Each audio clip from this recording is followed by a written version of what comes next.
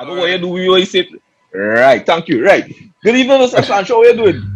Not bad, but first of all, Mr. Sancho is my father. I'm Brent. So nice to meet Oh, right, everyone. Brent, Yeah. right, Yeah, good. Brent. We were just waiting for the permission to call him Brent. No problem. Yeah. Nah. That permission is always granted, Watch, man. man. Me personally, I real glad to see you because these two ballers will be fighting only one Rastaman here, and I the usual suspect. So I real glad that I next Rastaman to back for me. You So understand? you have a Caesar cut those, are they?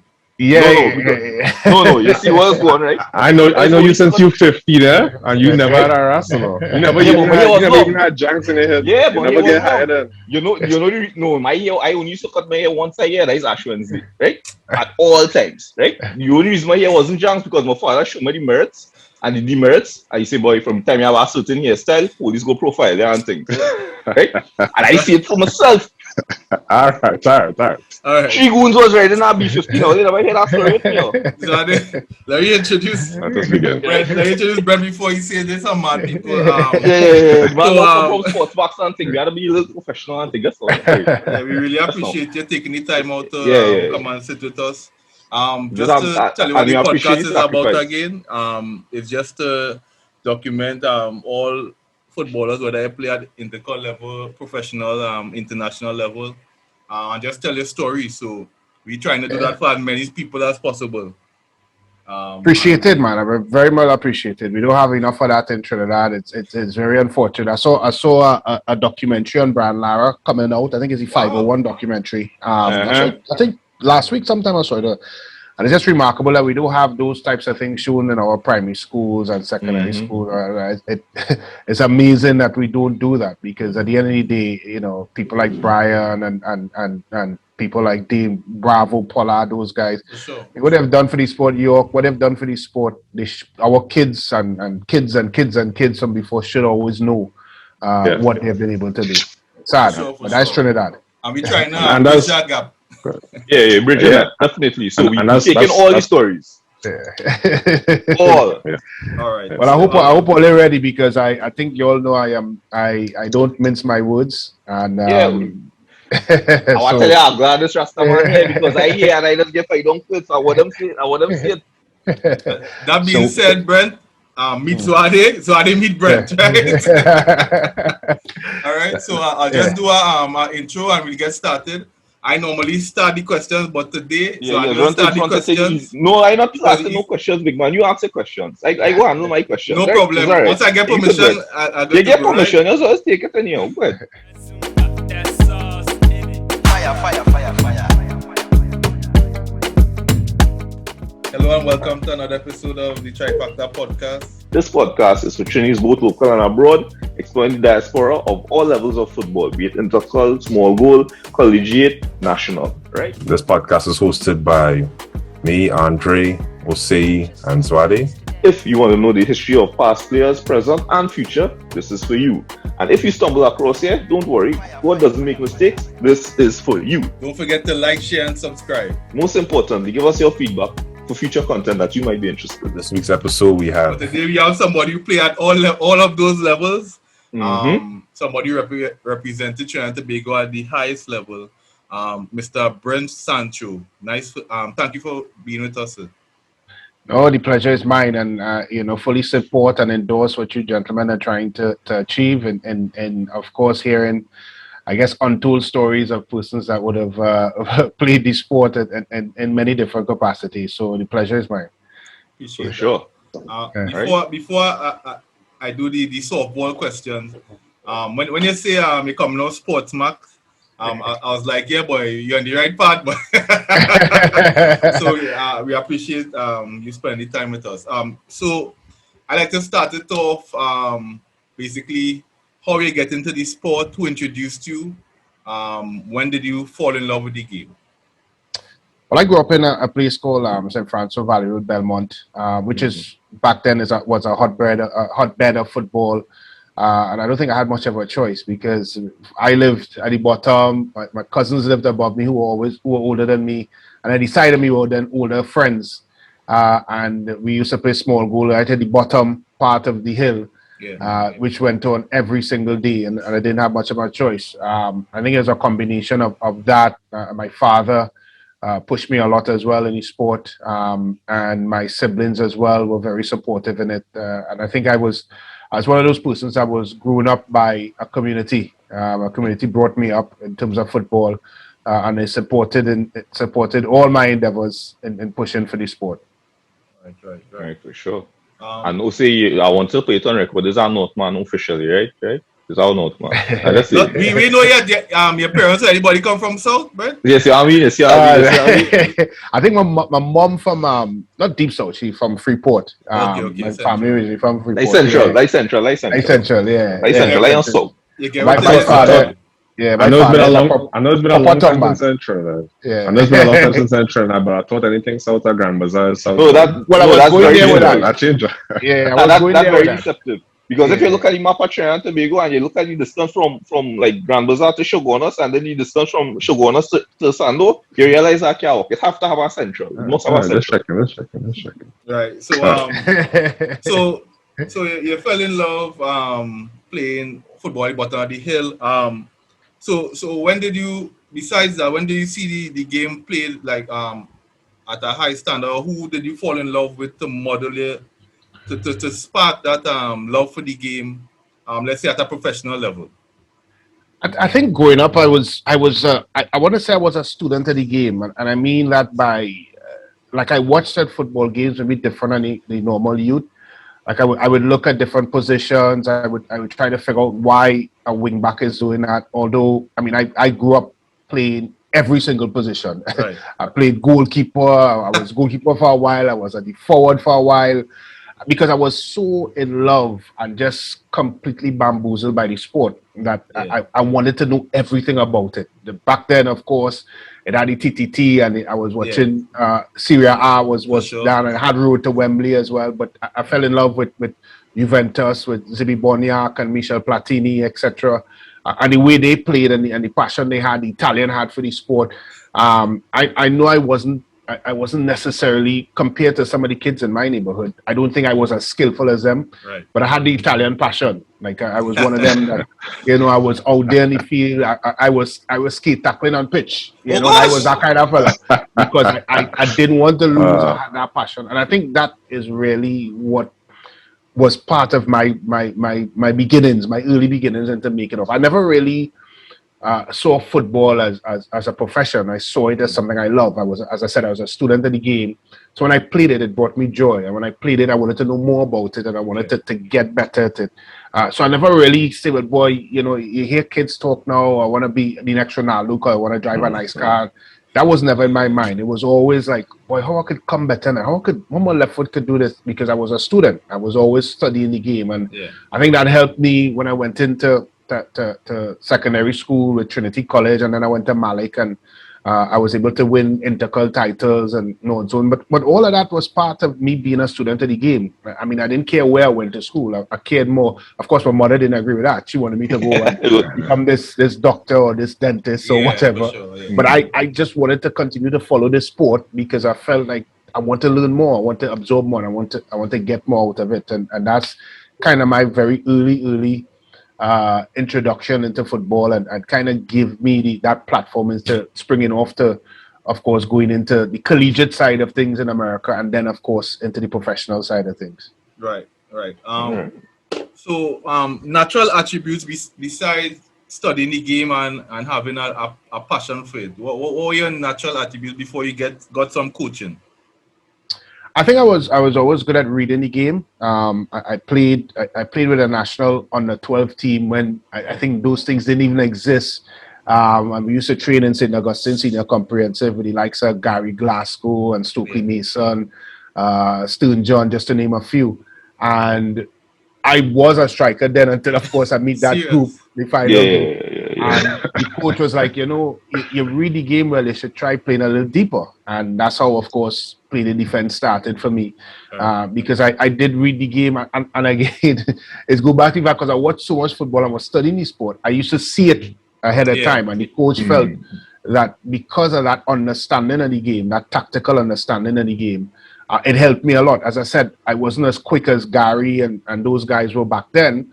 But I had, in terms of what was between my ears, in terms of my head space and where I was thinking of the game, I was further ahead of many on the national team because I saw things further ahead that maybe they did. They use a lot of their raw talent, ability, their their God-given strengths that they had. And I didn't have some of those attributes, but what I did have was a very, very clear understanding as to how the sport should be played, what you should do, and the kind of things that situations you should put yourself into, and that helped me a lot as a young footballer growing up, because I always, I mean, my coaches used to say, always seemed like you have more time on the ball than anybody else. Because I was always thinking, I was always that thinking person, and that helped me. That helped me a lot as a player. Okay. Yeah, well, one of the things I noticed I mentioned as being a student of the game, right? How much of your football career would you say was, I don't want to say determined by you, but how much of it did you, like, how far ahead did you plan in it? In terms of, like, you said you just was playing at that, you love it.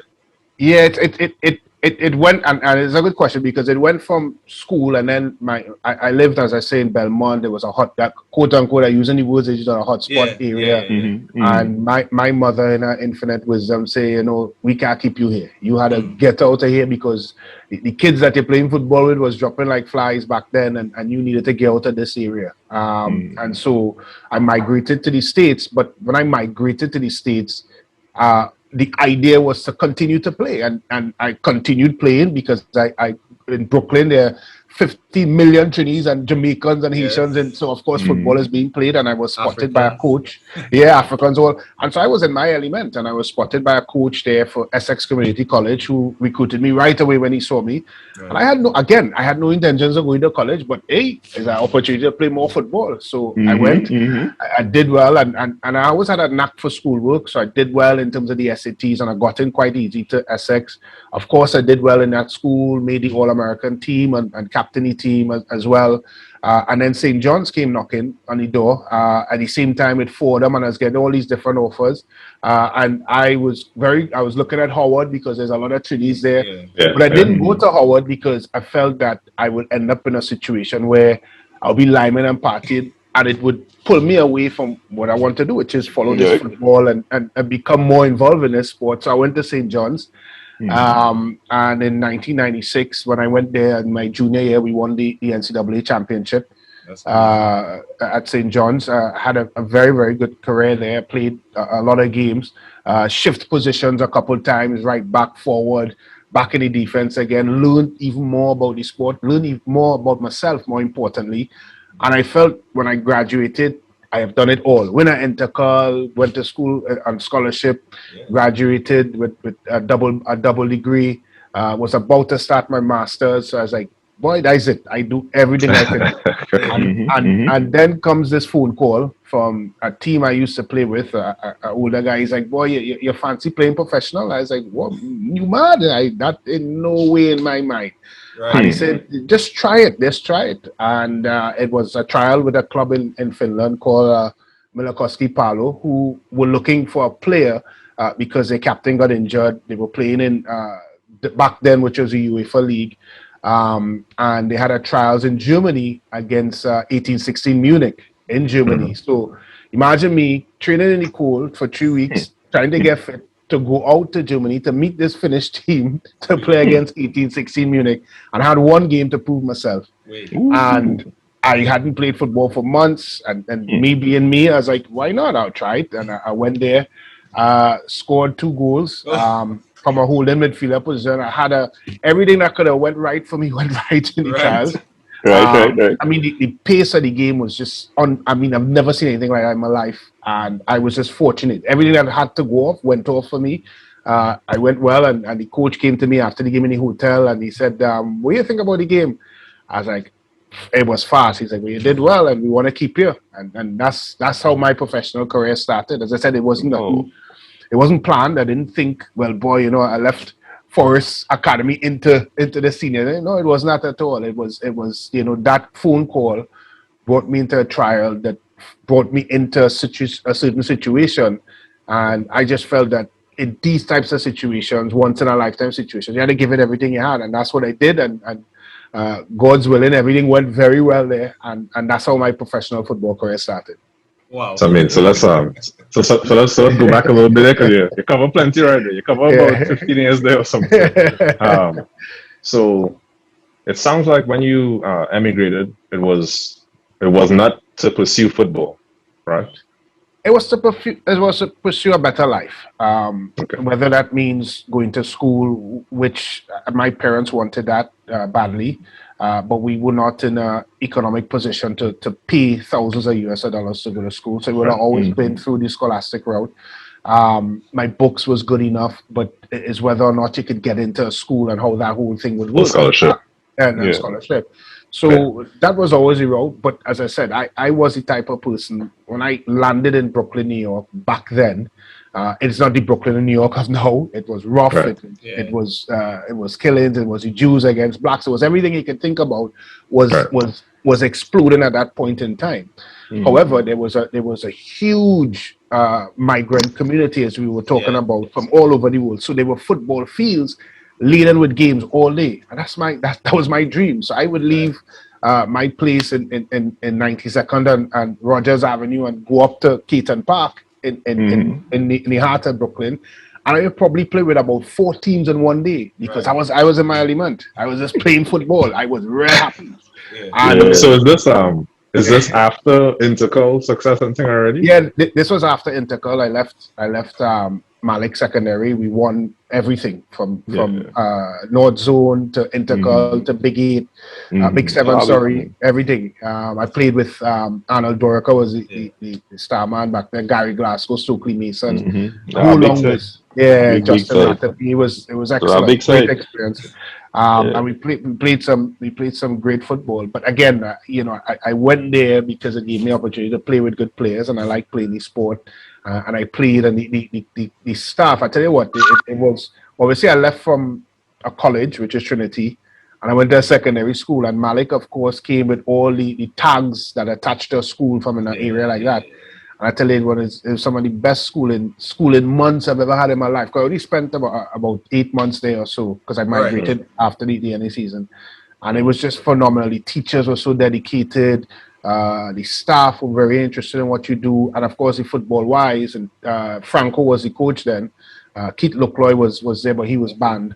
But it was a very good atmosphere, and I learned a lot. I learned a lot training with those types of players. All ended up being future national players, or did something within their own right. So it was a great environment. So when I left to go to New York, I took that with me, and then when you get to New York, you face a completely different element in itself, because the Jamaicans have the way they play, the Africans have the way they play, the Mexicans have the play, and then when you meet in that Keaton Park, it's all these different sources joining together, and you really have to have your wits about you from a footballing perspective. So my football education was a rapid year. I was learning, playing with the Mexican team in the morning games, the Jamaican teams, Brooklyn Rovers in the afternoon, and that whole melting pot gave me a real broad football horizon. And as I said, that is how I was able to continue to develop in the sport.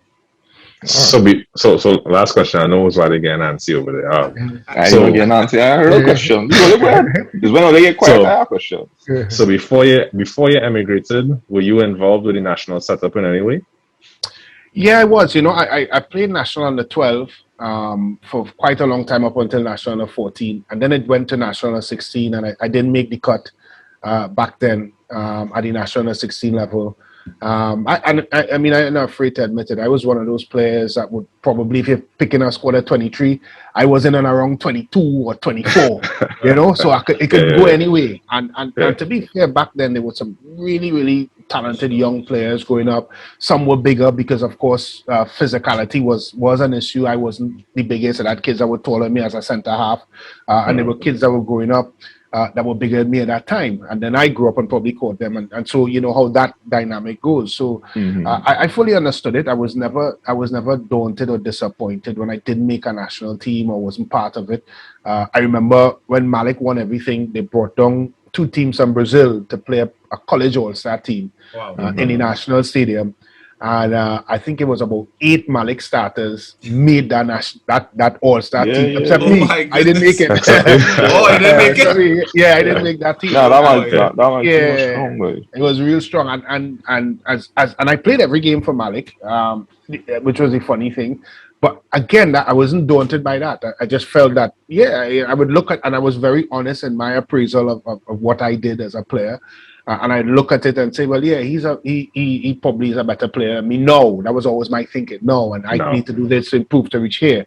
So I wasn't afraid to look at things and appraise things and be honest with myself. And I think that is one of the main things that is, even now sitting here as to who I am, I've always been honest with myself. I always am appraising, assessing, looking at myself. How do I better myself? I don't ever look at the next man and say, well, boy, I better than he, and how can we make it? I don't believe in that at all. I believe in honest appraisal, honest assessment. Look at yourself, use that as a way to build and try to get better. And that helped me, because when I went to America, I understood that. I understood what was some of my shortcomings from Trinidad, why I didn't make it here. So when I went across, I think being able to play with the Mexicans, play with the Africans, play with this one and that one, it really now gave me a wider scope in my game. And so my game become a lot more fluid and had a lot more confidence in what I was doing. And that really, really helped me to continue to develop as a player. So last 2 questions before I hand the mic over again. So emotionally, was it hard for you to leave Trinidad when you did? Because it sounds like, that was, like I said, it wasn't based on like pursuing necessarily football by yourself, but it's kind of like a better life and thing. And then 2, when you got to America, was it when you first got there, is that amateur clubs? And what positions were you playing there in the amateur clubs? I remember when my mother had decided this, because my father was completely against it. About me, like a Fresh Prince of Bel-Air kind of. Yeah, it was very close to that. Very close to that. And my mother was always the type that she's one of them persons that see down the road, and she saw the community that we grew up in becoming a little bit more and more harsh, and she felt that it was the right time for me to migrate. Of course, my father don't want his only son to go America and all these things, and it was tough from that regard. But I was moving into an area where my 3 sisters were living in America. I had cousins. A lot of my family are from America and are American citizens. In an area where there were a lot of Trinis. So my first month was tough, but once I started to integrate with and see, hey, that's it, but look, how long means I now leave you in Trinidad. So all of that was happening. There was a time where people was leaving Trinidad to go away, whether it be scholarship or for better living. And so away, you didn't expect it, but it had Ruti right down the road. Right down the road. Ruti right down the road. It had the 4-wing fried rice Chinese man. It had the Jamaican rice and peas and jerk. So I felt at home right away. And then, more importantly, I found people who were playing with various local teams within the Brooklyn area. And a lot of what transpired is, for example, Trinidad would have a team of Trinis called Trinam, which is Trinidad Americans, and the Jamaicans had Brooklyn Rovers, and so you found yourself getting into these teams. Was that the Nations League or that before something? Well, it evolved into the Nations League, and I did play in the Nations League for Trinidad, which was on, I think, Keaton Park. And I did play for Trinidad. Back then, it had an under-20 and it had a senior. Right. And I kid you guys not, the Trinidad team that I played with, I don't think they could have assembled a better team. Wow. Even if they was playing for Trinidad, there was people like Sean Boney, the Siki Trotman, Marvin Rayburn, myself, Stern John. And I remember when they first, because none of us knew that the other were coming. Remember back then there were no phones and no WhatsApp group on the So the guy that selected the team kind of knew everybody, and he's like, meet in Keaton Park for X time. So when we started to show up, the Moose brothers were there too. And when we showed up, when we all showed up and we looked around, we was like, oh, wait, what? International screening. I mean, we ran through that tournament. No kidding you guys. I don't think we even conceded a goal. And we absolutely battered teams. I mean, it used to be packed up because when people started to hear the first 2 games, afterwards, you couldn't get a ticket to get in there because of the kind of players that we have. And it was remarkable because a lot of us went to school kind of in and around the New York area, Brooklyn area. So you had people that was going to LIU, that was going to Mercer in New Jersey, going to St. Francis College, all these different things, St. John's, whatever. And so all of us was kind of close by, and of course people that migrated for better living. So you had a Erasto Nice. I mean, the team was just, it was insane. Erasto Nice was on our side too? Erasto was there. Hey! I mean, the kind of players that we had and the kind of results we were getting. Barry Swift, who was with Malick as well. When we started to beat teams, people was like, nah, they Trinidad Flapper team to play in this nation. They're flapping. In fact, and it goes now into segues into kind of how my national call-up came. The national coach at the time, I think it was Bertil Sinclair and a guy called Granville. And they heard about this team. And so they said, you know what, we're going up to scout to see. You're on scout. To bring them down. I was going to ask exactly that story. Yeah, that's how I ended up on the national team at 21 years old. I was scouted from America because they brought us up. They've had this game set up. And they brought all of us to again, they didn't tell us. They said, just come and play. Come on. And then Peter Granville was the person they TTFA sent up at the time. Wow. And all I can remember him in the stands, he just writing. And when he done the page full long, and he was like, listen, I wish we're all to come back. And they started to book tickets to try and bring people back to obviously play with the national setup, and that's how I started playing both under 23 and senior team football for Trinidad. Wow. I can't believe when playing was basically like a FPATT match, amateur league. It is. And that's how you got your break? Wow. Yeah, it has happened. Listen, our Nations League had some. I remember when Jamaica qualified for the World Cup back in '98. They actually had like Gregory Messam, Dean Sowell, a couple of their players, Pepe Goodison, all of them came up they played in that league as well. They played the semi-finals and the finals. I remember that. And we had people like Elliot Allen, Brian Williams, Dexter Francis. I mean, you just imagine on this field, Trinidad playing Jamaica in a final. You have Dexter Francis on one side. You have Messam and Dean Sowell and Goodison. And Pep and Gardner was he had went away to play football in England. And these two teams meeting in Keaton Park, in this park here, packed to capacity, and people are just they're mind blown because going head to head, and I mean I'm not talking head to head, full and people for $5 US and everybody everybody happy. And you're right, it was considered a FPATT match league, but when you look at what it brought to Brooklyn and the quality in the park and the kind of people, it was amazing. It was absolutely amazing. But as I said, it was so good for the sport, and it was as I keep saying, it was a very good learning curve for me because of the quality of the players I was playing and training with while I was in New York.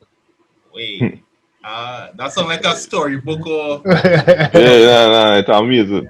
It's amazing because I mean, as you put it out there, the fact is that I mean this was like basically for the love of the game. It really wasn't. It really wasn't like, and I started to wonder, I mean, when somebody doing it for the love, you sometimes see a difference. So I wonder if that have the kind of affinity why most men seem to have a greater interest in some of the FPATT match or the Bush League as compared to something more structured. Probably. Yeah, I mean, my mother always used to say to me, she always used to say, work very hard, never work for money. Work hard. A lot of people sometimes always put that goal first before they put the pathway to the goal. And my pathway was being a student of the game. My pathway was learning as much as I can. And I've, as I said, I'm always very critical of myself because I always feel like my pathway has to be correct because the goal is the goal. And I'm not concerned about the goal. I'm more concerned about the pathway and the process of getting there. And I think that's what Brooklyn was. Brooklyn was the process, the pathway. A lot of the guys that played there played because they loved the sport. They played because they had a passion for playing for their country. because a man leaving Mercer was Stern was down in Mercer, and Mercer's about a 2-3 hour drive to come up to play football one game. He came because he got a little small dollars, but it wasn't the money. It was never the money. The money buy a box of food after whatever. We didn't. We were there because we didn't want to let down our country. We wanted to play well for our country. And it wasn't even a proper national team jersey. It was a red jersey, but because it was red and it said Trinidad on it. We defended that jersey. We fought for that jersey. Because we felt that, listen, there's Jamaica here, St. Vincent here, St. Lucia here, all these islands are identified here, so we have to represent for our country. So I think understanding that, and you don't see a lot of it now. I mean, and I know it's something we may talk about later on in this interview, but you don't see it now with this generation of players. And I'm very critical of them because at the end of the day, success don't have gray area in it. Success is black or white, and you have to know exactly what you have to do to be successful. And I've spoken to many youths who want to talk about how much money they make in England, and they can't even trap and pass a ball to play for Djibouti, but you want to play in England. Study the process, work on the process, become great at the process, and then everything else will fall into place. And I think that is one of the biggest challenges we have in Trinidad, is that everybody feels he's a real good player. I've never seen anything like it, that every youth man in Trinidad feel they're exceptionally talented. I mean, I've been in Europe now for the past 6-7 months. I've seen loads of football games and whatnot. I've been very fortunate to get behind the door access, and I could tell you, gentlemen, is that the football level is frightening. It is absolutely scary. The pace of the game, the science of the game, the thought process behind the game, the tactical approach, technical approach. And the longer Trinidad and Tobago stays in this quagmire, is the further adrift we become from the real football world, which is bigger now. It's not just Brazil or Germany or whatever. It is bigger. It is a lot of countries, a lot of people coming from different countries with different talents. So we have to start really focusing on the process. So I like to give some maybe some context and some guidance to the youths who may be trying to follow a similar path to you, Brent.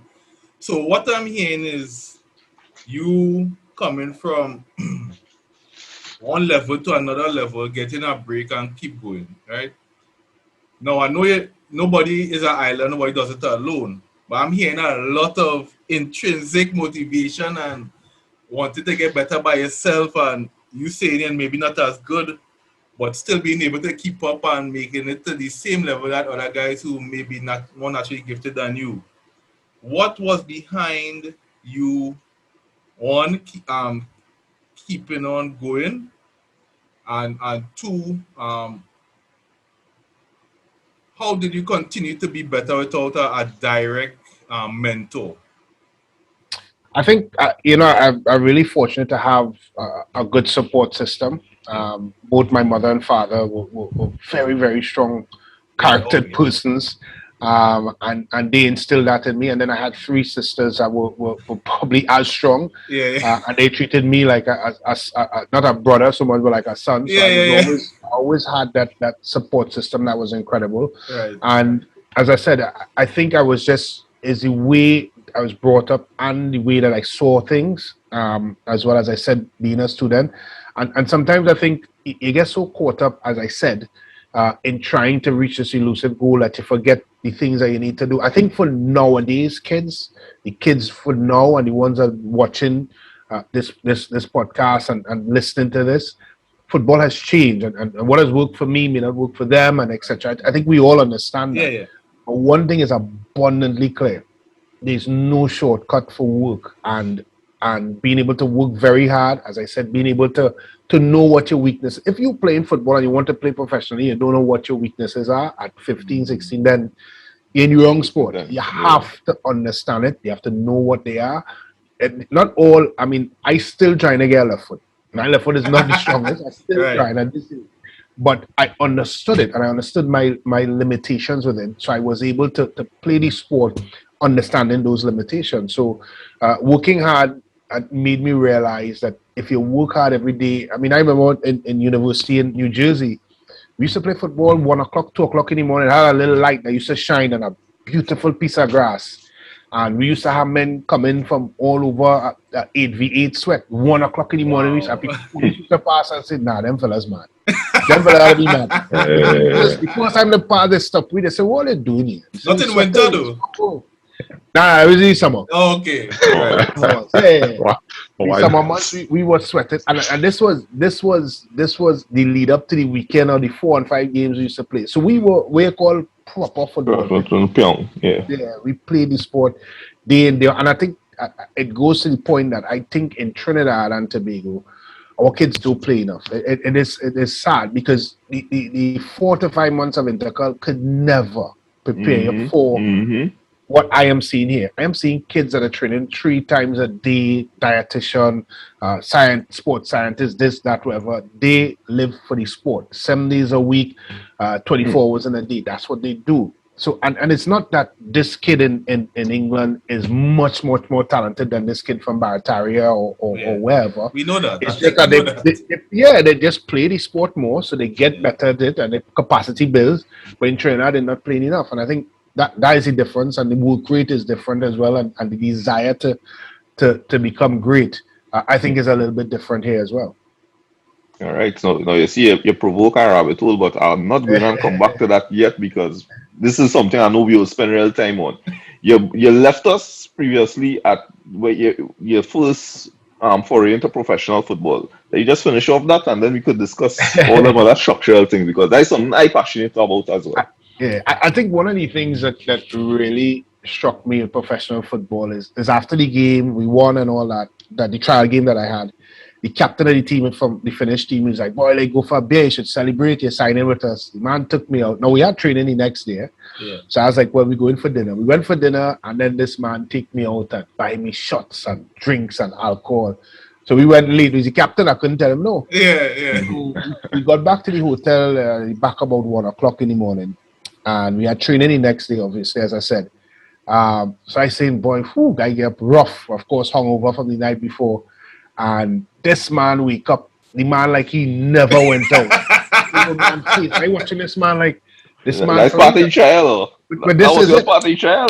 And then now we had a 45-minute jog. None of that ridiculous pace, but 45 minutes. And of course, I died. Yeah, of course. And this brother way out in front. And I was just like, hero wicked. Yeah. That was party trial. You say we go and sign this man. Let me see what you have. I did ask him when we reached back on that, but he never admitted. But I think it was. But it was my baptism into professional football and understanding the realms of it and what it meant. And Finland was a unique place. It, as you guys know, it have one side there's 24 hours of darkness, one side there's 24 hours of sunlight. It's a place that there are very, very few black people there. So you have to deal with that situation as well. And of course, you're a foreigner, and they're not there to pamper you. You're there because you are supposed to be an elite member, better than the locals that you had there. So you work every single day in training as a professional. You have to train like your life depended on it, because every day somebody's trying to take your position because you're there as a foreigner and you are replacing a local. And I experienced that in Finland. I experienced it when I played in Scotland for Dundee. I never thought about it as that, you know. Yeah, and I that's what it is. Every day, yeah, and they would come and you would feel it. Even I mean, it didn't go as far as it wouldn't pass in. It wasn't that. But they would train hard. They would show. They would come in. They were coming every day for your position because they know that at the end of the day, you're a foreigner, we're a local, you're here to replace us, and we're not here for that. So you every single day, when I look back at my professional career, I never had an easy day in training. It was never a chill out. I had to train like my life depended on it, because I knew the minute you slip up is when the manager will say, boy, you know what, thanks or no thanks, or we'll go with the local boy here who could, he could give you the same thing for less going out. So that was one of the key things that stuck out for me as a professional athlete. All right. So you started in Finland. I know you played in England a few times for a few teams. Just kind of, how did your path end up being so meandering? Hold on, but before you get into that though, did you have to learn Finnish, by the way? Yeah, I did, and I think that was more to my personality because I like to be involved in that kind of way. And to be honest, honest, when they talk about you. Exactly. Yeah. When they come on this thing, I say, you know what? I started learning. But you know how I learned it? I started to watch movies that I knew, and the subtitles. I used to, so that's how I learned the language quite quickly. And I was able to pick up and hear and listen to things that of course that would trigger, and I'd be like, that's what you're talking about and whatnot. So so that helped me a lot, you know. And so when I left Finland, I went back to the US. I had a trial with New York. They were New York Metro Stars. Right. Timmy Howard was my roommate, and Thomas Dooley was there. Those types of players, and they offered me a contract, and it wasn't because back then the MLS was real simple. It's like, look, we have 4 real good players, and we're going to pay them fellas real good money. Basically, rest all that. And see how that would look like. And the money that they offered me to live in New York, it didn't make sense. And then came Charleston, South Carolina. They offered me a contract, which was a lot more than what I got in New York. So I was like, I had nothing to lose. I went there and played at Charleston for 2 years. During that time, I had an offer from Columbus. Again, the same problem. Columbus came in. They wanted to take me. And then when they offered the contract, I was like, nah, I can't live in Columbus. So that's I didn't go. And I ended up in Portland. And played in Portland for 2 seasons. And from Portland, I headed to Dundee. Now, Dundee is an interesting story because Dundee came to Trinidad for winter break. And they played 2 games. I was the captain of the Trinidad national team then. And also I played off-season with San Juan Jablotay. So they played Jablotay. Jablotay hosted them. So they played Jablotay 1 game. And then they played Trinidad and Tobago national team. I think both games drew. But I also trained with Dundee as well at the Lowlights Stadium. And the coach was very impressed with what he saw. And of course, he told me that they wanted to offer me a contract. But lo and behold, of course, you had to go through this thing called the work permit. Right. I didn't quite qualify, so I had to go to appeal. And it went to an appeal, and the appeal was successful. And that appeal, of course, meant that I could get a work permit. And I was secured a 2-year contract at Dundee. And of course, I was over the moon. I was playing in the Scottish Premier League, which again was another baptism of fire because the first game, it was such a strenuous and long situation that I didn't play for about 2 to 3 weeks. So I had to go into my own preseason. The season had started. So I started to get fit. And lo and behold, the first game they sent me out to was a reserve team game just to get my fitness up. But the reserve team we played against was a team called Motherwell. And Motherwell had a player called James McFadden. And James McFadden played in the center. I remember. So I know he was in the Prem, right? Yeah, he played for Everton. He played Everton, And I had to mark James McFadden. And it was an absolute baptism of fire. That man run me all over the field. That no blade of grass he didn't touch. Because it so happened that he had to prove his fitness to make the Scottish team. So the Scottish coach was in the stand to see him play. And trying to mark him. I mean, he took me all over that park. It was, but as I said, the pace of the game and everything that came with it. It was, it was something that was really, really new to me. But again, I was somebody that would never give up, and I always wanted to learn. And then, of course, I made my full debut with Dundee against, I think, Kilmarnock, and I had an outstanding game for that. Played at right back.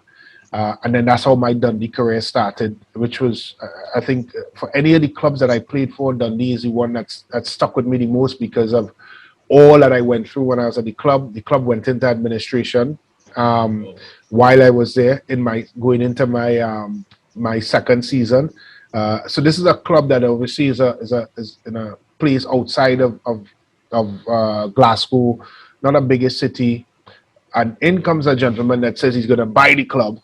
And he's going to bring in all these players. So he signs Craig Burley, Fabrizio Ravanelli. All these guys come into this Dundee changing room that I'm sitting in, and are now part of our team. And lo and behold, the man is a con man. So he didn't bring no money, but he bring in all these. I don't know how he was able to do it, but they all came into the club. Yeah, and exactly. And he came into the club, and the first game he played was a cup game against a team called Clyde. And Fabrizio Ravanelli, who's somebody I idolize, of course, the silver hair assassin, says to the coach, "Nah, I don't want to start. I'll come off the bench." So we go up to Clyde, and we're down 2-1. And it's a true story, 2-1, and I think it was about the 60th to 70th minute. Ravanelli scores a hat trick in 10 minutes, and then walks off the field. Tell the coach take him off. So, of course, winning game. But that was the legend. That was but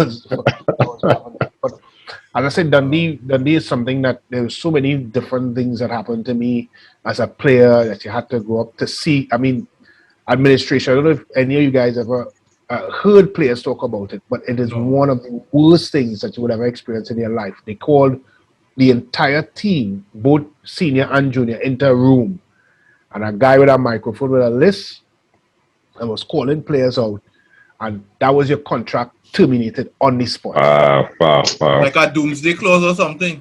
Real doomsday, yeah. And they were calling names out, and I'm sitting there sweating, and I think to myself, what am I can't believe I don't go back to that. So they called out names. Of course, I didn't call out mine. I stayed with the club. But so many top players, you see, just picking up the bag and walking out the room. Wow. It is an absolute surreal experience that was happening. And it's not like you had 3 years left for the contract, you pay the 3 years. No, contract done. Right there. And that was wait. So it was an unreal experience as a young man now getting into the professional realm of football, to see something like that.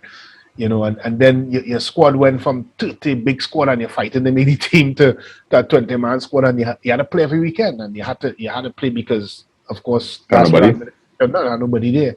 But as I said, it really helped me grow as a player, and was able to help me develop even more as a player as well. But even as a person, like, how did you deal with that situation? Who did you lean on? Were you close to your teammates? Did you guys come together and fight more? Yeah, because I mean, in Scotland, I don't think you had any family there. So you know how much easier are there. Your network was like this. Network was like. No, I mean, I'm very God-fearing man. I pray from pillar to post. I'm coming in and pray. But even self though, from a networking standpoint, Dundee was always a blocker trainer, because we had eventually Colin Samuel and James. Colin Samuel was it at Dundee United. Russell wasn't too far. He was at Hibs. We had Brent Ryan at Falkirk. We had Marvin Andrews. Yeah. Real Trinities in Scotland. So we had a lot of us there. And we even had I think Whitmore was there for a period of time as well. Yeah, Whitmore was there. Whitmore was in Scotland. Yeah. So it was strange, because it was almost, because every weekend we didn't really go. We would come together online and we bust a cook and all these things, and sometimes Theodore would cook and this one would cook, and we had different people. So it was the network was great in terms of the people. The sport was great, and we had a real good camaraderie with the persons was there, and we didn't understand the whole derby thing. So when we had to play Jason Scotland and them at Dundee United, I mean, we would be seen in the week leading up to the game, live in a coffee shop, and fans walking past. We cut what kind of thing going on here? Knowing is the derby they're studying, and they want to kill us. Good thing it didn't have social media back then, right? Listen, if it had social media, they would have murdered on social media. You see a picture go viral on Twitter? You get the trips and all kind of thing. It was scary, and the derby meant everything to the people at Dundee. They're not a hostile. It's not a hostile town, but when it came to that, it was crazy. It was packed stadiums. It was, both sets of fans, and the players were so jaded up by it. That the tackles were. I remember. It's a funny story. I remember we were up 1-0 and Jason Scott was going on the line. I tackle him and we roll up and we fell on the board. And he's like, "Hey, Brent, it's me." I was so geared up by the you have to call me and say, hey, it's me. Imagine the man going on the line that my partner go let me go, man. Where put him on top of one of the signage boards and both of we roll up. It was funny because obviously I don't have a live after the game. My Brent, I didn't look so serious, but but that's what the derby meant to them, and that's the kind of passion you have to do it. You have to be there. When in Rome, you have to do like the Romans. I understand. It was part of it, and from Dundee, I went down south to Gillingham, and that's around the World Cup time as well. And when we got back from the World Cup, I had an offer from Genk in Belgium, and also an offer from QPR, but the chairman of the club didn't want to sell me at the time. And I think that's really when my career started to take a bit of a dive, because I took that on, and I shouldn't have. I became a little bit mentally soft, because I should have been a bit more strong and kept my good form. I was in great form coming off of the World Cup into the league season. I allowed that to fester in my head. And I went from Gillingham to not even playing, something in the squad, and then I struggled to get a club afterwards. But I felt if I was a bit stronger at that point in time, I could have moved on to other things and whatnot, because I was so set in going to either Genk or QPR and possibly playing in the Premiership and all these things, whether it be in Belgium or in England, that I felt like this was my time now, coming off a good World Cup, that I could go on to do different things. And when I should have been very mentally strong, I became very caught up in the hype of playing in the World Cup and the fame that it brought me, and also B, the mental fortitude that I showed throughout my career.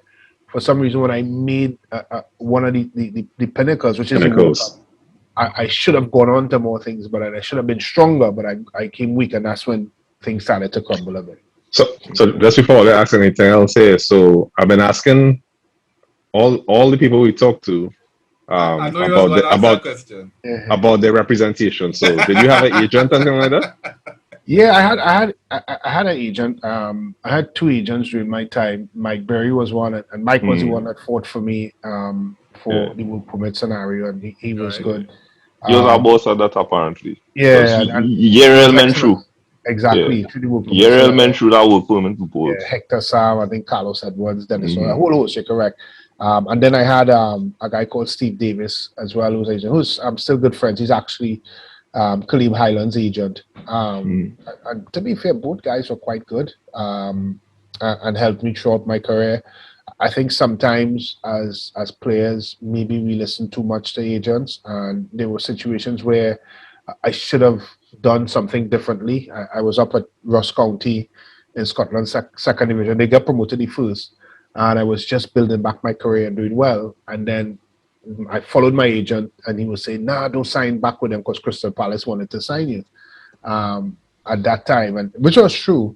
But what happened was, when Palace was looking to sign me, they were really waiting for another. I was an option to an option that they were looking for. So once the option came, I had already turned down Ross County, so that option left. Oh Lord.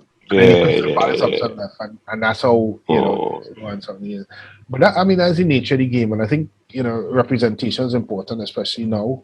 I think in Trinidad now we have a big problem with representation, because people are representing things that they shouldn't represent, and are saying things that they shouldn't say to players. And I am amazed that in this day and age that we have so many players, and their parents are misled by people that's so greedy for the almighty dollar, that they're leading these kids down a pathway that it is frightening, it's scary. And I pray at some point that they find some sort of mechanism where anything coming out of Trinidad should go through a little tribunal / situation of people in the know, so they can educate. I mean, up to just a couple months back, some kids they want to send to Portugal, and it was a hoax, and they had kids. Yeah, I remember that back on men. It's frightening, and you just hope that. And I mean, I get it, because I'm a parent, and I know if it's an opportunity for my child, I will go and sell every single thing in the house and make sure my child get that opportunity. But they don't really take the time to look deeper. Maybe they don't have the advice as well, because the people that are advising them incorrectly, and that's sometimes why they end up making these bad decisions. All right. All right. Well, you mentioned something, and that was the majority of my questions, because we often say it kind of generically, but in your case, you represented Trinidad at all kind of levels. Not just, it seemed as if your focus was administrative, because if my memory serves me correct, you were like one of the foundational members of the Players Union and so forth. And I mean, in the head-to-head with the federation and things like that.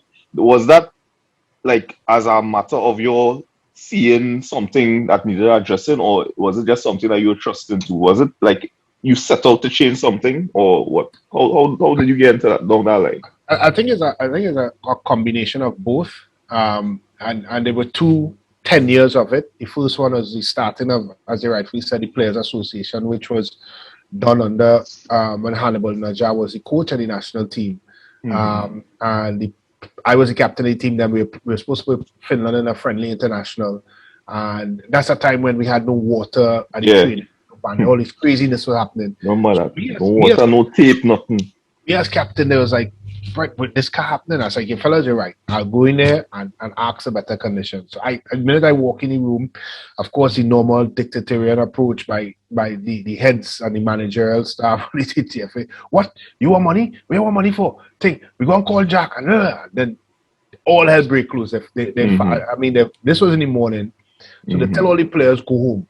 And whatnot. And we didn't even get to say our side of the story yet.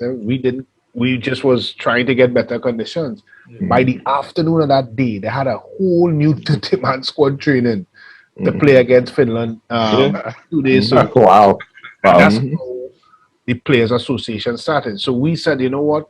We don't want others to experience this.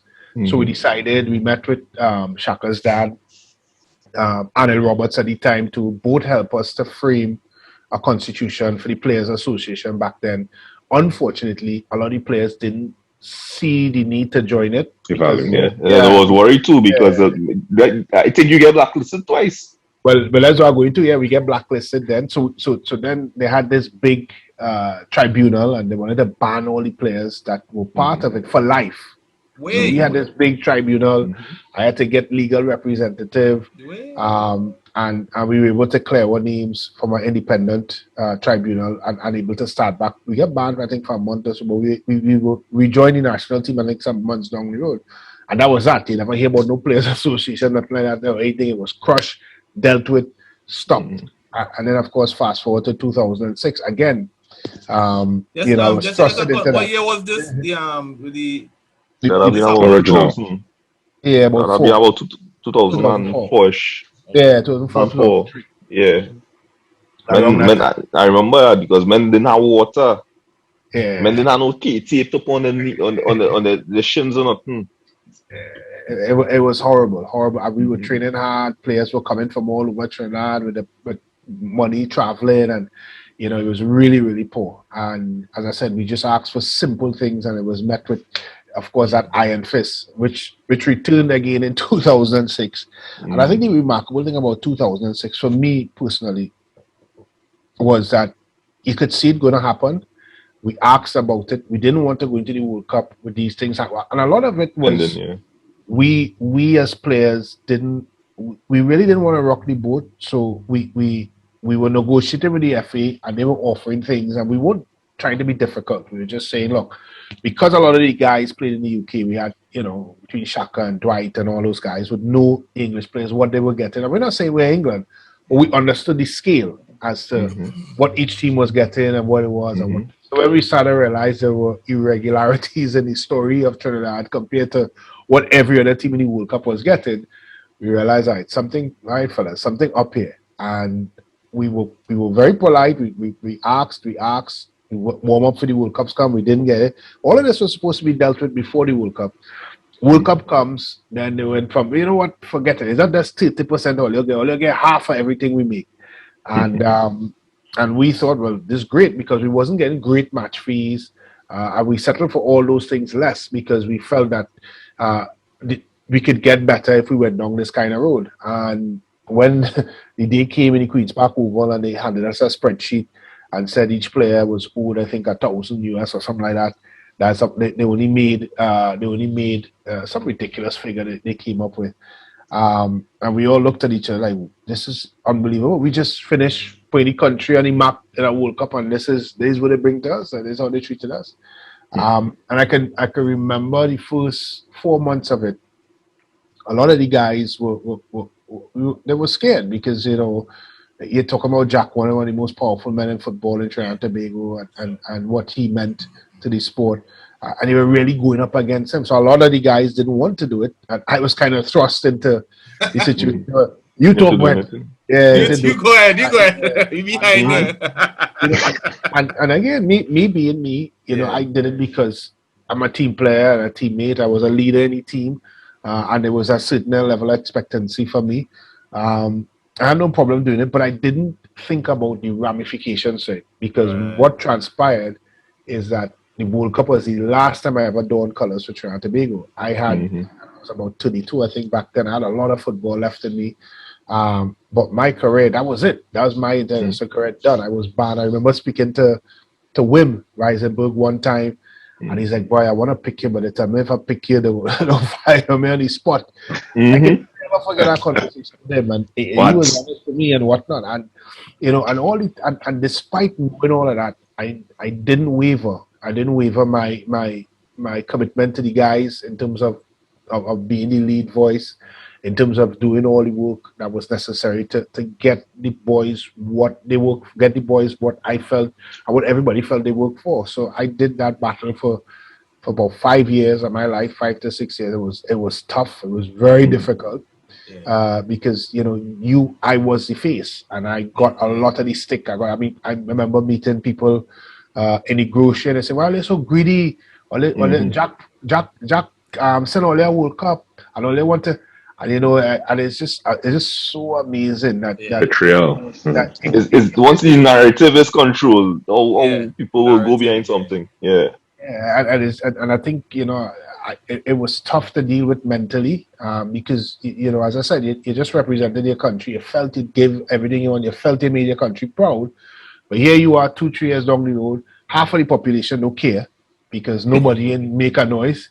Half of the media didn't care. And then you meet people in the country who telling you them kind of things, and sometimes you started to wonder, boy, what am I doing this for? If it's worth it and whatnot. As I said, I had, you know, and it wasn't just me. I think I had good support with some of my teammates, whether it be Kelvin, Shaka, Stern, etc. And even when we started off with, I think, 18 or 19 players, and they were picking players off and paying them off for the side, and we went down to 13 players. We still stood strong. There's still a lot of resolve, and there was still a lot of commitment to the cause. And it went from a situation of trying to get your bonuses to a situation of finding out the truth. Because there was a point where we was like, you know what, we're probably not going to get $1 from this. But I think we owe it to the footballing public and for players to come to find out exactly what transpired and why so much of millions of dollars went missing from the World Cup campaign. And that's why we stuck with it, to be honest with you, because, as I said, we felt later on that we would have hit a dead end, but we couldn't stop because it was important to make sure that we show that something like this shouldn't happen again. All right. While we're on the national team, we could go to the good times, lighter notes. Qualifying. Nah, man. We gotta finish this trade. They gotta finish this trade with Zadi and thing, and then we go enough on that high because how much are those experiences in terms of dealing with the federation like that kind of colored your administration, because you were like the assistant coach and on the board at Northeast Stars, then you started Central SC and stuff like that. I mean, people have to know why you get involved in that at that level, because I think a lot of and for me, I'm the type of person, I felt, and I've always said this, that when I finished playing football for Trinidad, I wanted to give 10 years back to my country service in sport, whether it be coaching, administration, etc., wherever it finds me. And so that's why I decided to do. Now, the funny thing is that when I got into this, I didn't know what I wanted to do. I wanted to coach at one point. I wanted to be administrator. Remember, there's nothing. There's no school you're walking to, and they say this is a school of administration, and you're going to become a CEO of Northeast. It didn't work like that, And so I went into it blindly. In the sense that I had to learn everything as I go along, wits, everything, and So it was a real trial and error. And as a CEO for Northeast, and then I started my own club at Central FC. Is that you were always learning. It was just amazing. It's just that you were learning new things. And I think that's a good thing for me. I wasn't closed-minded about it. And more importantly, I didn't think I knew everything, because I could tell anybody that playing the sport and then coaching or administrating sport is two different things. Once you play and you finish playing, that line is drawn. That's done. That's your playing career. Now you could take some of the experiences you learn as a player and probably sprinkle it in this new profession. But don't feel that is a continuation, because it's not. It certainly isn't. And I if I could have done it again, I would have better prepared myself, meaning educationally, do courses like I'm doing now and other things that I did and whatnot to get a better education. Because I made mistakes like any other human, but I think I also did well as well in terms of some of the things I would have done for Northeast Stars and from a commercial standpoint, and reason the amount of commercial money from sponsorships that we raise, and then from Central FC, and understanding the dynamic of the sport and how the sport works, etc. But I think at the end of the day, and I think one of the biggest problems we have is for an ex-player, when he leaves the sport, there's nobody really there telling you how to become this next. How do you become this next? So when you finish playing, it's almost like in a cold, dark place, and your mind is all over the place, because you don't really know what your strengths are. You don't know what you could do, what you're good at. Some people might be the reflex action is to go into coaching. Now some players, if you can't communicate properly and you're not going to be a good coach. I mean, let's be honest. And those are the things that we don't have enough of to be able to Sorry. So getting into that side, that's challenge getting into it. All right. So given that understanding and your experiences now in hindsight, is there anything like you think you could have done differently, other than like what do you think you would do differently? The only thing I probably would have done differently is equip myself better from my educational standpoint, as I say. But I don't think I would change things. Maybe make a decision here or there, but I think everything in hindsight is always clear vision, and sure. I think when I go back to where I was then, it probably was the best thing to do at that point in time. But I learned a lot, and I value a lot of my experiences that I've learned to make me where I am now. I think I am in a position now of really, taking on football administration. I think I'm very equipped from what I've been able to achieve over the last year to 2 years in terms of the courses, etc., that I've been on. So that has really prepared me to move into other things. I've been very fortunate to get involved in some things recently here now that again has built my capacity. So I think looking at it from back then, mistakes here and there, but I think to become good, you have to, or good at something, you have to make mistakes. You have to falter, and you have to. So that's why I say I wouldn't take anything back, because if I didn't falter, then I'd feel I know everything, and I wouldn't be as hungry to learn as I am now. So I'm very happy for some of the things that I faltered through, and I didn't do well, and I could have done better with, or whatever the case is. It's made me a better administrator, a better person, a better understanding of the game, and understanding of what football is about. All right. So you said you while you was playing, you say you're giving the country 10 years. How much of that 10 years we use up already? But we're on 15 right now. But and the funny thing is, my wife keep reminding me about your time is up, because football. Because I mean, football is an unbelievable sacrifice as a club owner. I mean, I'm not ashamed to say to keep fighting.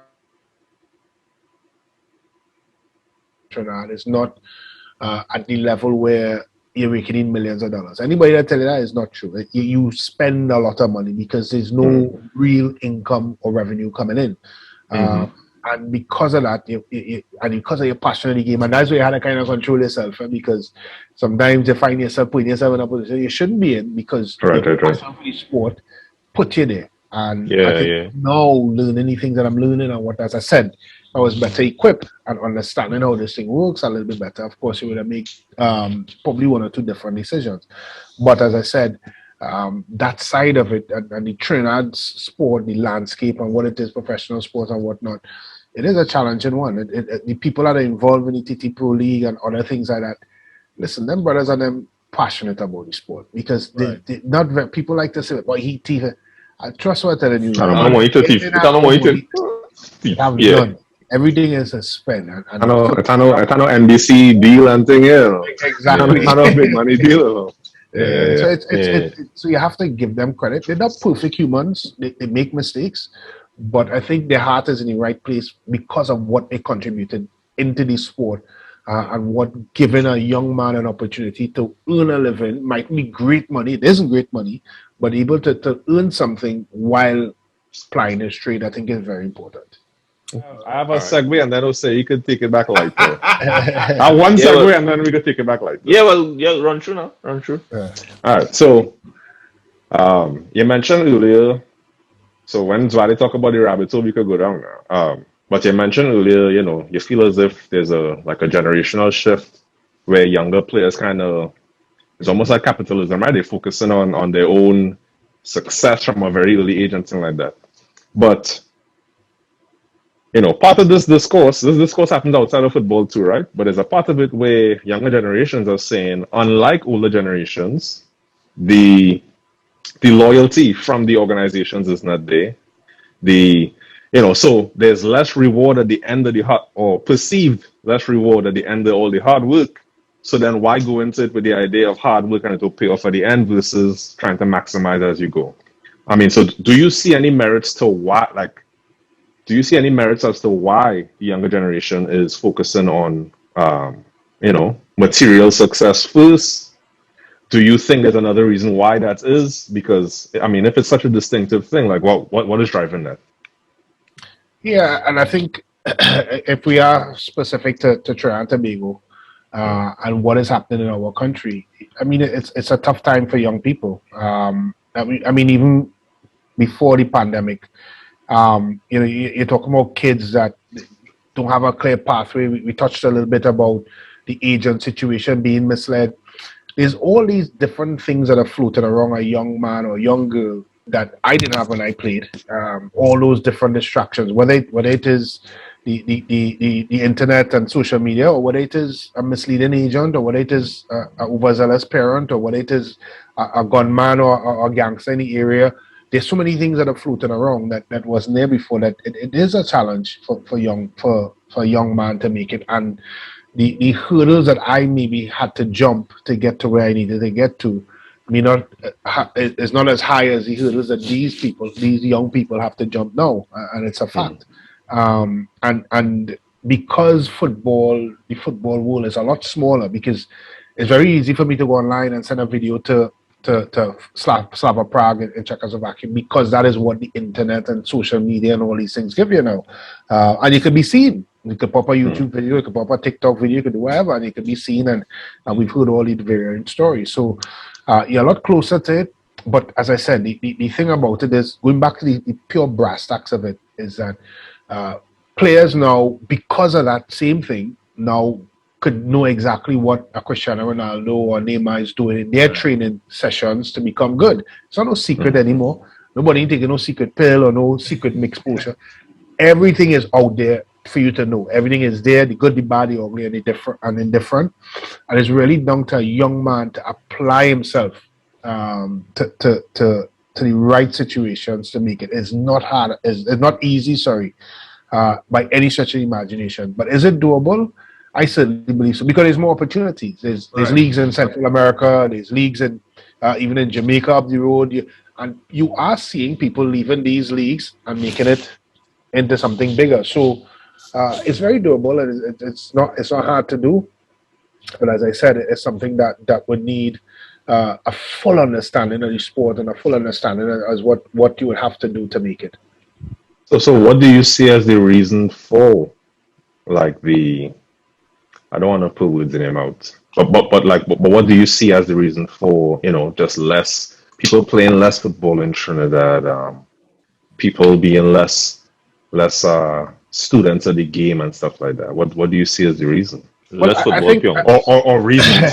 yeah. Well, funny enough, I'm currently doing a FIFA diploma course, and even people in FIFA and football, they're concerned because they're seeing from a demographic point of view that we are seeing less people of that particular age bracket come into football games and coming because they have more other things that may draw their attention that wasn't there before.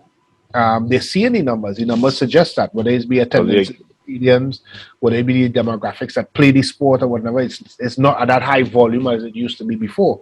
And when you look at, for example, the claims that the European Super League made, reducing the time of the game. There's a reason why they said that, because they figure in the attention span is a lot less, so like they want to reduce the time again. Correct. So those are the kind of things that they're thinking of. I mean, from a Trinidad and Tobago perspective, I think the administration have let down our youths horrendously. Because, I mean, and I say that with no apology, because I am part of the administrative side of Trinidad, and I see it. People fight because they want to fight. It's not because they care about Trinidad and Tobago. They fight because everybody wants to be the chief and nobody wants to be Indians. Everybody wants to be in charge and nobody wants to be the person to help bring the sport together. I have never seen a bunch of men so interested in self-gain more than anything else. And people is asking something, you plan to run for the next... No, I'm not there to run for any TTFA presidency. I can't give Trinidad something that I'm not there yet. For me, I can give from where I am and where I'm learning, and I have no problem giving from that. But I'm not going to, because I want to be called president of Trinidad and Tobago, go up there, and I don't have the skill set to give back to my country. And I would never do that. I would never go into something thinking I don't have the capabilities of doing it. And I'm, as I said, from the start of this discussion, I'm very honest and I'm praising myself and knowing, well, you have to do these things. Will I become president of Trinidad and Tobago football? Maybe, maybe not. It's not something I could tell you in my mind at all. It's not. Because I feel that I could do other things to help my countrymen and my countrywomen in other ways and forms and fashion, which I'm very comfortable with doing. But my point is, going back to,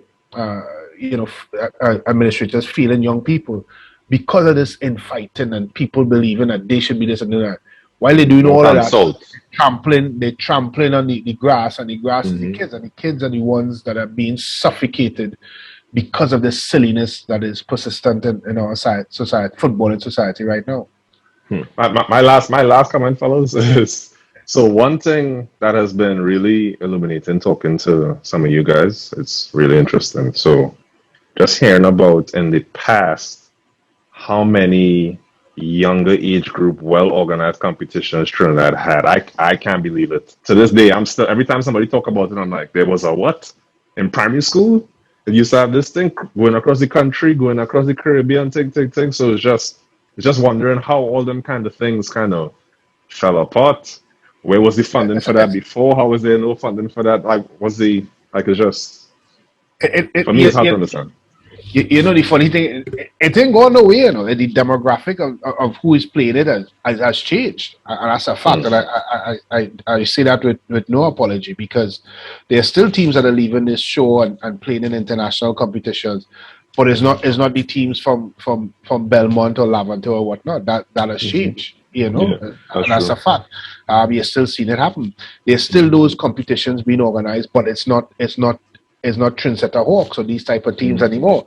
It's more teams from a certain demographic. Yeah.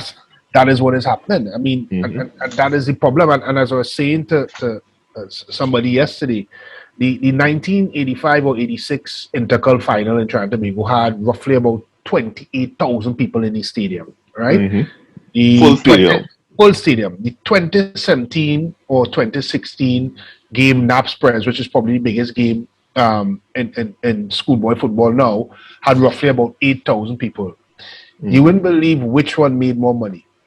It's the Naps Press game, because there was bigger commercial purse in terms of sponsorship. TV rights. There's television and all the different pillars that make football financially viable and make financial sense. That game in 85, 86 didn't have no live television, had nothing in that. It had no commercial value. Right. They would have made a bigger gate revenue, but a gate revenue is probably third or fourth in the pillars that make a successful football club. Sure.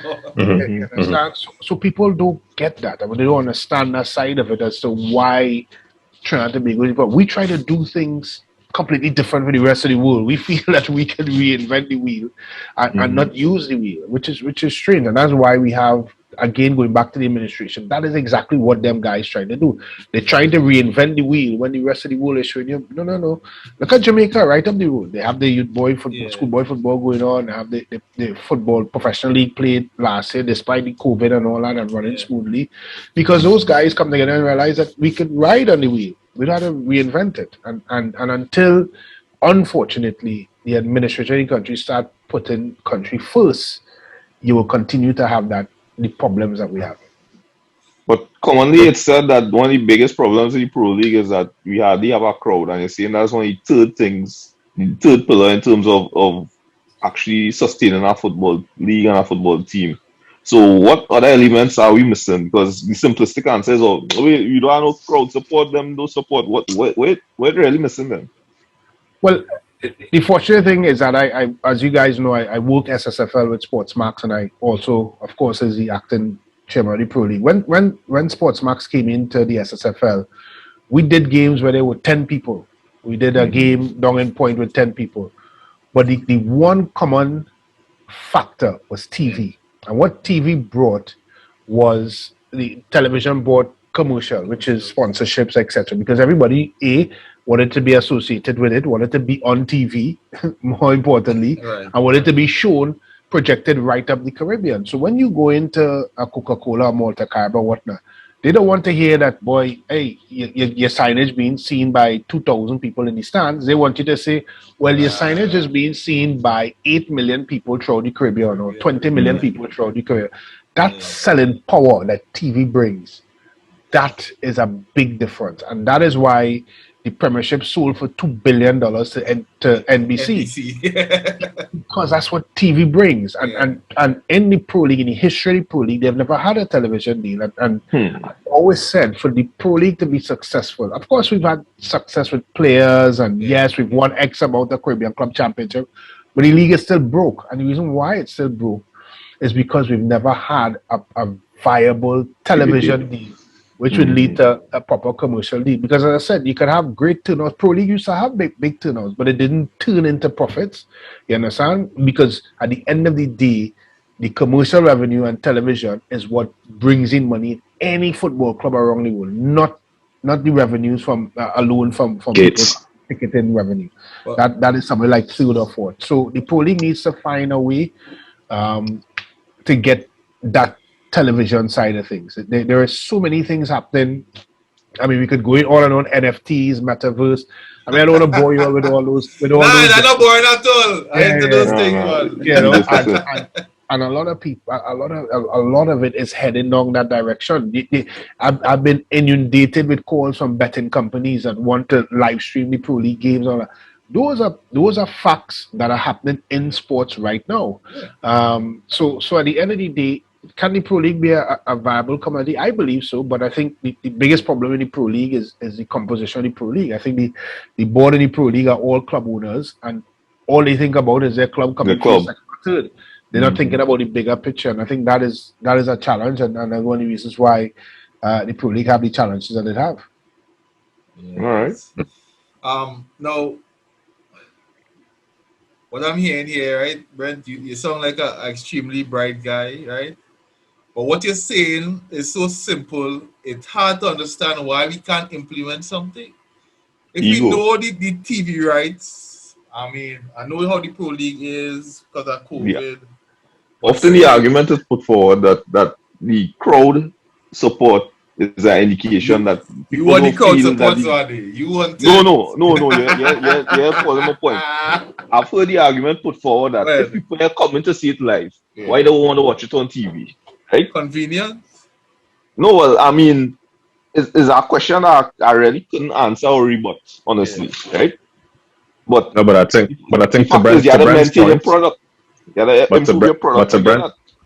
But to Brent's point is chicken and the egg, right? Mm-hmm. If you want to get more people coming in to the gates, then you actually have to have a more viable, sustainable league so that you could have better players and you could, right? And that's my point. Because if you have better players and it's better marketed, then yeah, more people will come to the games. Come to games and people will watch it on TV. Because you guys, and I was going back to the SSFL point that the fan numbers increase as the years increase because people will now watch it on TV, say, well, you know what, I want to be there. It's looking like fun or whatever the case, and they were heading down into the stadium. So a Naps Press game that was back when, as I said, Sports Max first started, didn't have the numbers and it had at the end. Well, a lot of it was driven by seeing the TV, telling pictures, telling a story. So a man who watching on TV said, I can't miss that the next time. Look at that. I look like real bacchanal. And that is what drives people to come to these games. And that is what the Pro League needs. They need to do that first. Because in the history of Trinidad and Tobago, and one of the problems with Pro League, everybody feel they need their own home ground. That's a load of rubbish. In the history of Trinidad and Tobago, we've had 2 or 3 facilities that generate huge numbers coming to it. We've never had, whether it be Point Fort, Myllykosken Oval, whether it be Jack Warner's place there, Center of Excellence, PSA ground. So what does that taught you? That you don't need everybody to have the home ground. You need a venue that is consistently having accessible. Accessible. You can't ask a man to go down at the Bowling Stadium. We had to take 10 taxis to reach true. So it has to be, and that's why the Center of Excellence. So you come off the bus route, and you walk some down steps, and you're inside of there. And that is what you have to do. You have to start to at least not first. Exactly. At least that shouldn't be the first thing you do. Oh, you can't but for me, like you said, like trying to reinvent the wheel when it's very clear what has worked, especially in Europe. So like you're watching what happened from the Serie A, how the Serie A got overtaken by the Premiership is a simple case study. And then you watch what happened in the stands, it's a simple case study as well. So England always had a lot of supporters in the stands, but Italy used to be packed too.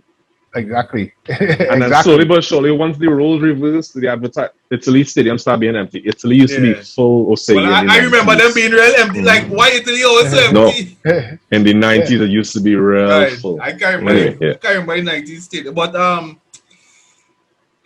to me, like Zoade believes that we as fans don't love our country enough, and we just get real banter from it.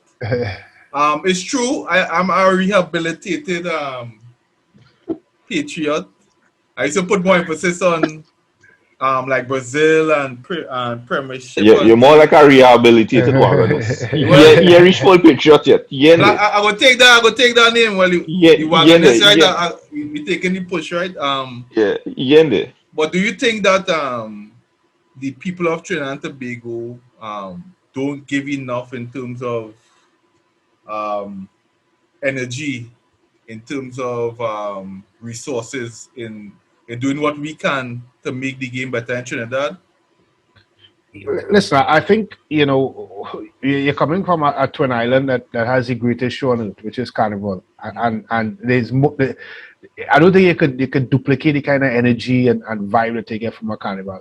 And what people in sports is entertainment. And one thing the Americans have taught us, even out here in the UK, that they are number one when it comes to sports entertainment. And that's what it is. They're very, very good at it. Yeah. What the CPL has taught us in the Caribbean is that it can happen. I mean, when you look at what the CPL was able to do, whether it be at Brand Lara or Queen's Park Oval, they were able to synergize both together and be able to do it in such a way that it was a commodity that everybody wanted to be a part of. Everybody wanted that ticket to go in. So, but football have to. I mean, and again, you know how to reinvent the wheel. That is the direction the TT Pro League or any incarnation of the top elite football has to emulate.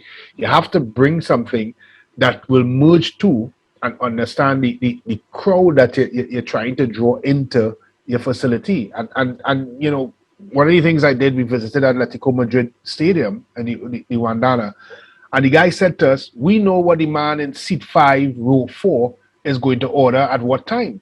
Because they keep, again, it is data driven. You understand? Yeah. So when you're making decisions in football, a man can say, boy, let me play down in Larry Gomes, boy, the grass. Every decision made is data driven, has the right approach and understanding all the principles that I just mentioned.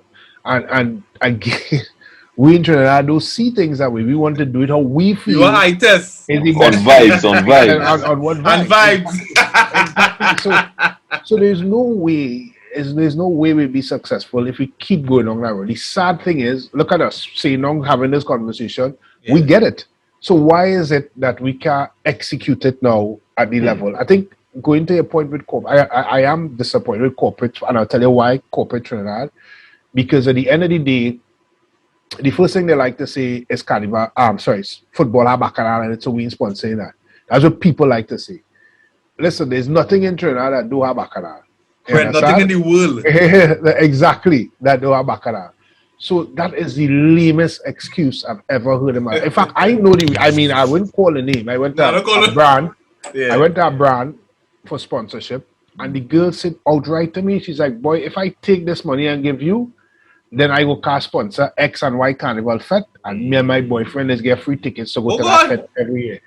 Outright, plain as day, that's what she said. So they prefer to spend the money in that because for her, as brand manager, product, they have a tangible benefit. And that is what we are dealing with right now. And people will say, well, you know, the government shouldn't be sponsored. That's a lot of rubbish because government across the world just give a lot of concessions for sports, whether it is land, whether it is disability stadium concession. Premier League is probably one of the biggest contributors to England's GDP. I mean, it have money in it. Yeah, they have a lot of money. Yeah, and the thing is, it's sad, as I said, corporate Trinidad is looking for, as they say, reasons to get involved. But when you look at football, I'm very sure, if I ask you, name 10 sponsors of football in Trinidad, they wouldn't even reach 8 because it's a fact. And we have some very wealthy companies in the country, and no matter what they say to me as a reason, well, they don't give us back that. Well, come and teach us how to fish. Come and get involved. Get involved in the sponsorship, the execution of the sponsorship. Get involved in the activation of the sponsorship. If you're truly patriot and you're selling and you're making money in Trinidad, there's some companies that make millions of dollars over the course of the pandemic. I don't see them knocking on. They're not knocking on football door to help with the 19 million debt or to try to say, all right, we'll put together something that can help service the debt.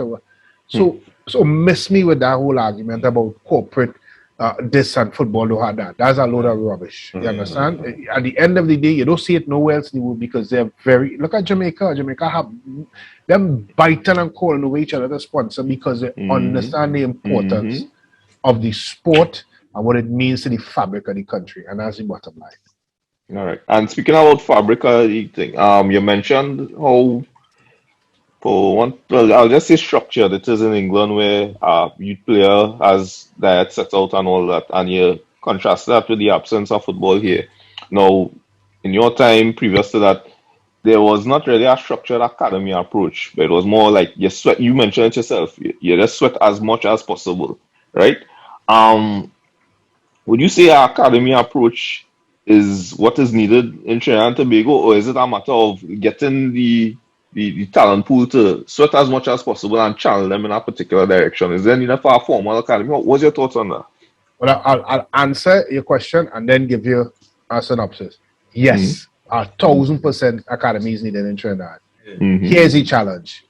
In most parts of the world, the clubs are the ones that are given the responsibility of developing a player. The problem you have is that the clubs don't have the financial wherewithal to develop a player. Because, for example, a professional league club in Trinidad, wherever it is, they're fully focused on the flagship team, which is their first team. Right? Yeah. So they don't have the additional funds to put together a well-structured academy, coaching school, or whatever to develop a player. So you have a problem. So then now you switch to the national team.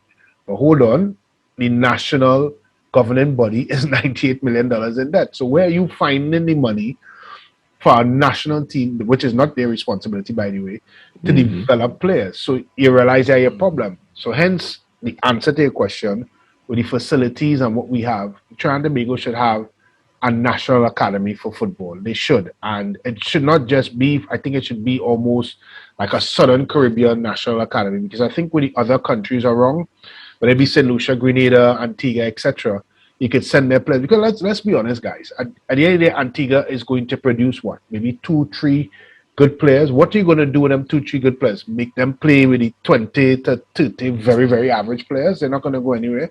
If you took all those 2-3 good players and you dropped them in Trinidad, with the Trinidad 4-5, and you have an academy, then you would see real production line coming out, because all of the top players are playing in a top environment with very well-paid coaches and good medical staff and sports science staff that will eventually see the talent come to fruition. So I think, without a doubt, the academy is desperately needed. And I'm surprised, to be honest with you, that Trinidad don't have one at present. So, but how does that get started now, based on the current situation? Well, what is the next? It's a good question, but I could give a prime example. Haiti has an academy, an academy in a stadium that was ripped apart by earthquake.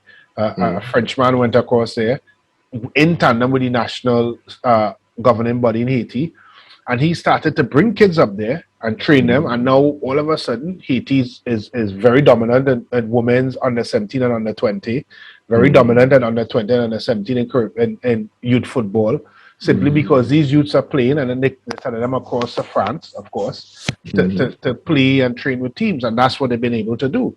So the point is, they have limited to no resources, and they're still able to do it. Which goes the issue isn't money. It's not money. The issue isn't money. It goes back to what I said. The administrators in this country, they all fight in what we should. Listen, it's very straightforward and simple. An academy is there. We have enough corporate and government support to make this happen. We have tons of qualified people in this country. A lot of coaches walking around with A license and whatnot and whatnot. And we have people who are doing very well in sports science across. Bring them, pay them well, develop your academy. It's not hard to do. It's the will to do it. And sometimes in Trinidad, we just let all these little mitigating things get in the way of what is the absolute obvious. I mean, you all came up, I know you all talk about academy before, because you could see it as people involved in football and supporting the sport. You could see it as the obvious thing. So why have we not done it? And the simple answer is the fact that we are caught up in all the little stuff that, of course, blocks something like that from happening. Yeah, you major in minors all the time, and that is all it always goes. Exactly. Precisely. Yeah. All right. Brent, I mean, we, as I say, we keeping it up late. So, let me go to the softball question. Not the softball, but the highlights and the lowlights. What is your most treasured moment as a player? I mean, it's an obvious answer, but I'm talking at least on an individual level. I think my most treasured as a player was singing the national anthem against Sweden in the World Cup, and actually catching the eyes of my father and my mother in the stands. I think that for me that was it. That's the pinnacle. Like, I've not anything anywhere close to that. That's something that would live with me forever and ever. And as a player, it's not an actual on the field moment, but that day was just like, that was what everything was about. And conversely, what was your lowest moment, you think? My lowest moment is, again, not on the field, but my lowest moment is probably after playing. And I could stretch it a little bit into my administrative side. And it's just how much, I want to use the word fight down, but I think it's a better word. That you get. Fight down is the best word, no? Yeah. Fight down is the best word. Trinidadians love to fight down. We understand that. The fight down you get from your own people. We live in a world where I see Trinidadians march for Black Lives Matter and all these different things. We talk about racism in football. And what I experienced in Trinidad is probably worse than I've ever experienced. I played in Finland, I played in Europe. And I talk about the fight down from your own peers, people in your own industry. It is remarkable what you experience, and the jealousy, the hatred, it's you know, and as I said, people we're always ready to fight a foreign cause, racism in football and this and that. Brother, you see what I experienced in Trinidad, I don't want anybody else, any young administrator, anybody that's coming up, I hope to God they don't have to experience some of these things, because that is what moves people away from fulfilling their dreams and goals. We have some talented people that probably want to pursue a life in administration, football, or coaching or whatever, but they get fight down to such a way and strangled that they end up they're giving up on their dream, and to me that is a major low point for me in football, not just football playing, but in football.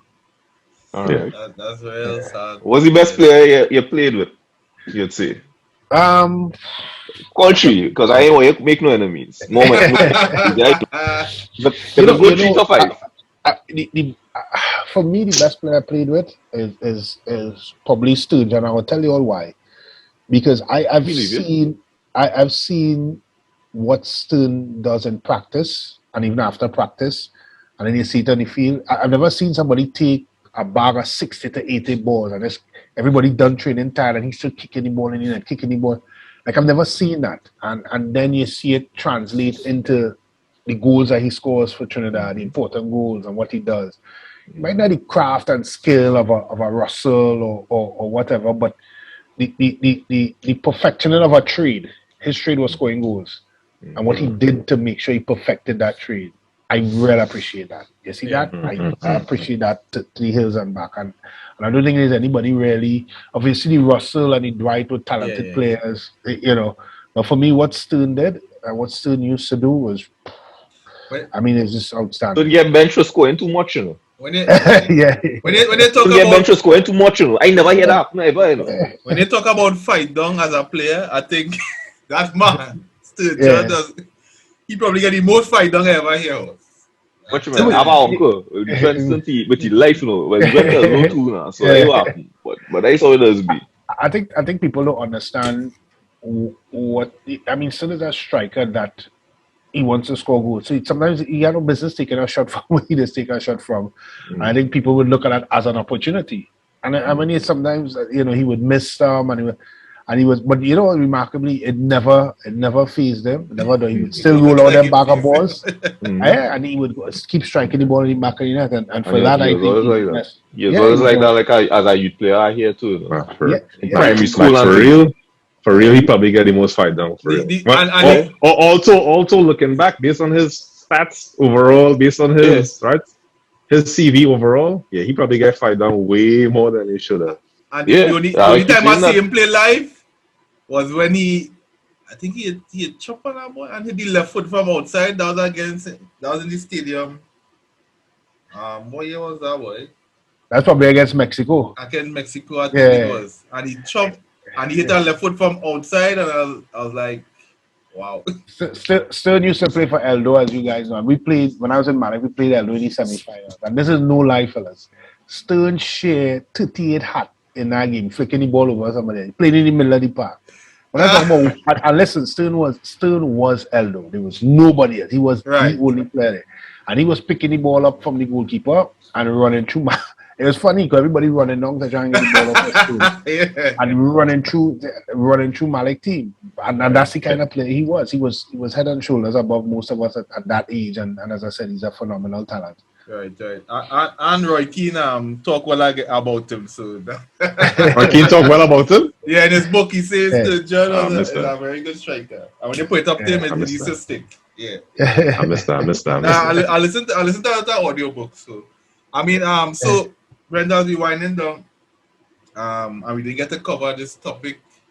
You can just tell us a little bit about how the camp was, the team was, the atmosphere was in World Cup 2006, and how did you feel playing against Sweden, Paraguay, and England? I think the atmosphere it was just unreal. I've never been around a group of human beings that was like almost in sync. Everything we did was in sync. Everybody it was like one of them things. Everybody walked the same way. They touched their hair the same way. Right. We were truly in sync, and we fought for each other. We thoroughly believed in each and every one of each and every other person, and we would fight for each other. We knew we were underdogs. We knew we didn't have a chance in hell, and people didn't believe in us. But we believed in each other, and we believed that we can get results. And when we went into that World Cup, we never thought, boy, we're going to get three set of L's, losses, and then home. No, we actually felt, all right, if we get results here, get some points here, we get something. And that's how we were thinking. And people, talking to family, and then people would be like, but oh, you're crazy, or they should just go and enjoy it. We actually felt, hey, we could get results. And we had a phenomenal coach in Leo Benhacker who gave us that belief as well, and really spelt it out for each player. Every player in the team knew their role. They knew what their strengths, what they brought to the team, and what they were there. They understood why this one was starting ahead of them. And it was just, it was such a well put together puzzle that everybody understood that it was a team and an atmosphere and a great situation for me as a player. And I don't think I've ever been involved in that type of situation in any whether it be club or anything like that afterwards, or even before that. And it was really a remarkable team of individuals, good balance of youth and experience, and it was a good team. It was really only biggest injustice is that team just stalled after because of all that shippiness. Yeah, and a lot of us felt coming out of the World Cup that we had the chance to win a World Cup with that same group to go on and to go on. We just felt that this was the beginning, and it was just stalled because of shippiness. Stalled. But it was a really good team and a good bunch of people. I remember young people I fall out with telling them, hey, we qualifying for World Cup, I follow every single one among, because every single I tell them I put my head on it. Andrew might remember that when he was leaving Upper Six, men doing video and things, I say, hey, Trinidad to be qualified for the World Cup. That was about to be fair, from a mathematical point of view, we shouldn't have, because when we were probably close to last, and I remember when we played Guatemala in the stadium, that was Russell's first game back. And I too remember. And when he came in and we won that game, and we come in, nobody celebrated when we reached back in the locker room. Everybody kind of looked at each other, yeah, fellas, we're going to World Cup. And that moment, you see that game? That was the shift. That was the shift. That is where that every man Jack on that team felt we are destined to qualify for Germany in 2006. So everybody started to walk that way, eat that way, feel that way. There's a real feeling in the camp that we are going to qualify. And I think that game was the one that changed everything. I sit down and work all the maths. I said, nah, we could get them points. We could get them points here. Think. Yeah, we doing it. Everybody say I'm mad, Anyway, but that's how it does be.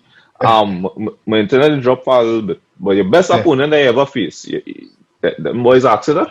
Nah. Yeah, no, we tell you, the best opponent I faced was probably Ronaldinho. We played Brazil in Florianopolis. That's when that famous Brazil Olympic team was prepared. And we saw Iceland in the airport, they were leaving. They just collected their 8. So we coming in the airport and we had to play Brazil. And I talk about a full strength Brazil with I mean everybody was there.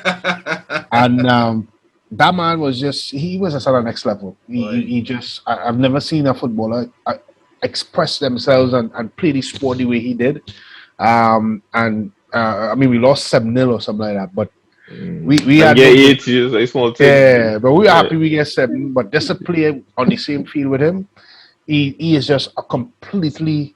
I mean, I never seen play live against Messi and them guys, but what Ronaldinho did was just.